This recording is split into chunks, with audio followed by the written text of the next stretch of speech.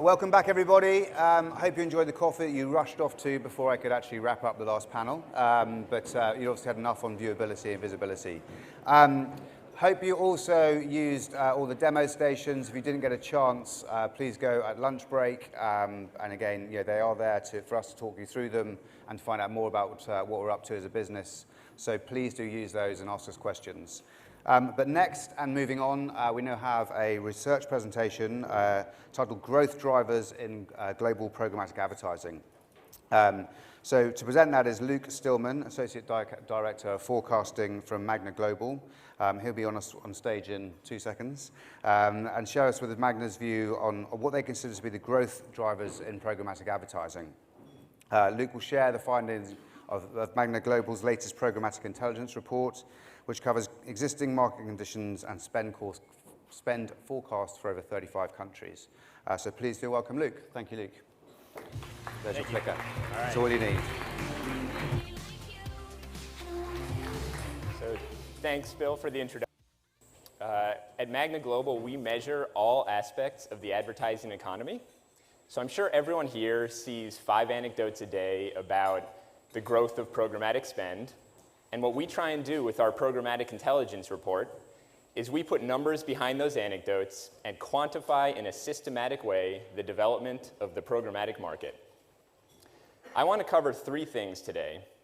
First, I'm going to talk about some big picture concepts we think about when forecasting the future of programmatic. Second, I'll highlight some key spend and growth figures, both on a global basis and in Europe. Third, I'm going to talk about the most important challenges the programmatic market faces and how we see them playing out in the years to come. Now, I know we've all just had a coffee break, but this is research, so I'll move quickly to try and avoid putting anyone to sleep. The first big picture thing I want to talk about is there are a lot of different types of programmatic transaction these days. And lately in the media, a lot of focus has been on programmatic direct and private exchanges, and with good cause. These offer a safe and comfortable venue for publishers to sell their high-value inventory programmatically. And this drives the programmatic market forward. It's important to remember, though, that the promise of programmatic within digital is about more than just automating the buying and selling of inventory. It's about more than just targeting impressions on an individual impression basis. It's also about unlocking the efficiencies that come with real-time price discovery. We think real-time price discovery is still a key component of finding all the benefits that programmatic offers over traditional direct sales.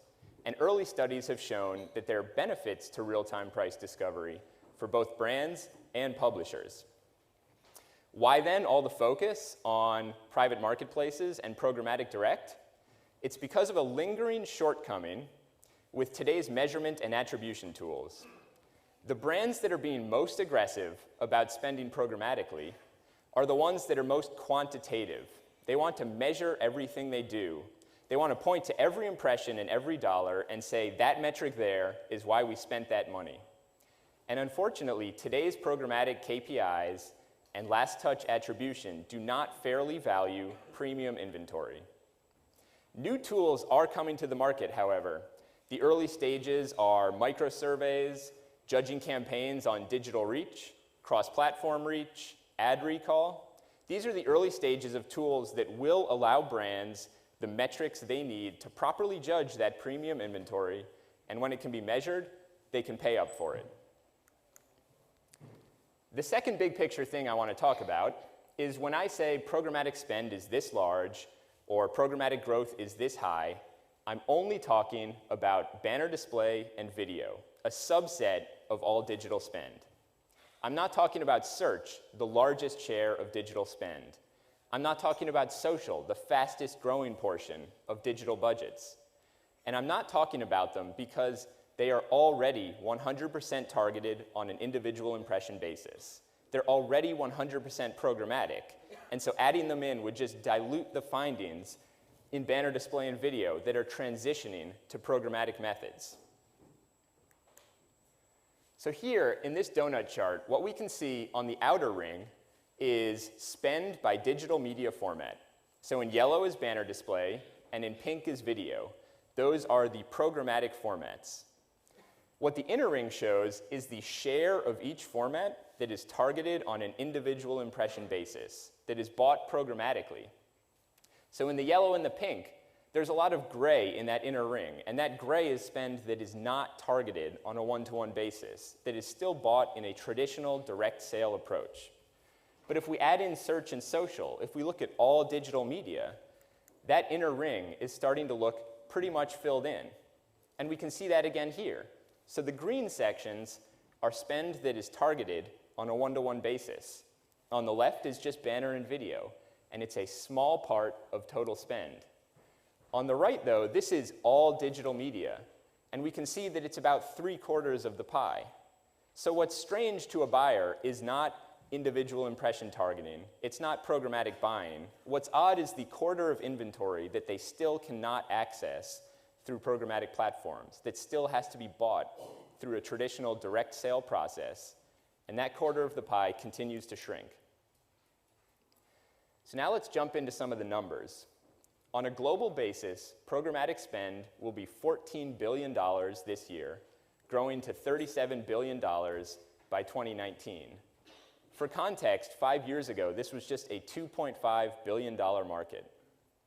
That's nearly 50% growth year on year, and that means that as a share of total display and video spend, programmatic will grow from 31% penetration this year to 50% penetration by 2019. By format, programmatic spend is still dominated by desktop platforms and banner display, but that is rapidly changing with mobile and video growth. Here we can see growth rates by digital media format and platform. And this small bar on the left is desktop banner display. It's barely going to grow between now and 2019. Mobile video, on the other hand, is growing at an average 80% annualized rate through 2019. And what that means is that 5 years from now, there will be 20 times as much mobile video programmatic spend as there is today. By country, the US remains by far the largest programmatic market by spend. Not only is it 7 times larger than the second largest market here in the UK, but it is larger than every other programmatic market combined. Spend, however, does not translate to development. And by programmatic penetration, the US is only the 5th most advanced market globally. Of the 4 more advanced markets, 3 of them are here in Europe: the UK, the Netherlands, and Denmark. So let's talk about European programmatic. Europe represents about 1/4 of global programmatic spend. And when we look across the region, there is a wide diversity of programmatic development. From those cutting-edge markets, the UK, Netherlands, the relative lack of coverage in the media, privacy remains the biggest swing factor for future programmatic growth rate currently. Programmatic methods become increasingly valuable the better one impression can be differentiated from another. And for this reason, if the legislative environment changes, if consumers push back against collecting data more aggressively, that has a significant impact on the future growth of programmatic spend. That's especially important somewhere like Europe, where the privacy environment is stricter than the rest of the world. In addition, a lot of campaigns now, the data costs just as much as the media inventory. And with more and more targeting data falling into the hands of the Googles and the Facebooks of the world, this pricing dynamic is likely to only deteriorate. The second most important challenge is that of measurement and attribution, which we touched on earlier. Bottom line is that currently the tools are not available to give brands the quantitative data they need to correctly value premium inventory. But as those tools come into the market, as last touch attribution is devalued, as attribution windows increase, they will have some of that data they need to pay up for programmatic premium inventory.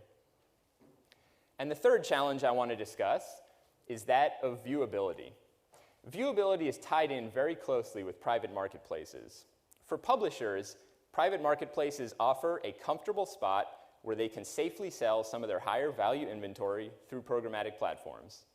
For brands, private marketplaces offer some safeguards against low viewability and ad fraud. So for that reason, we think viewability concerns will continue to push spend from open marketplaces towards private marketplaces. But in the long run, there are some technical solutions that can come into play here. Better pre-bid algorithms that make it more likely that you're buying a viewable impression. In addition, as more impressions naturally move to mobile devices, viewability rates will increase organically. I could go on, but I'm going to stop there on the challenges and just leave you with this final thought. Despite all of the hand-wringing in the media about viewability concerns, about ad blocking, about privacy, programmatic growth is unaffected. It continues unabated. We have done our Programmatic Intelligence series for 4 years now, and every year we have had to revise spend slightly upwards from the prior year. So these challenges are a new story. They're exciting to talk about, and that's why they get a lot of coverage. But the benefits of programmatic are an old story.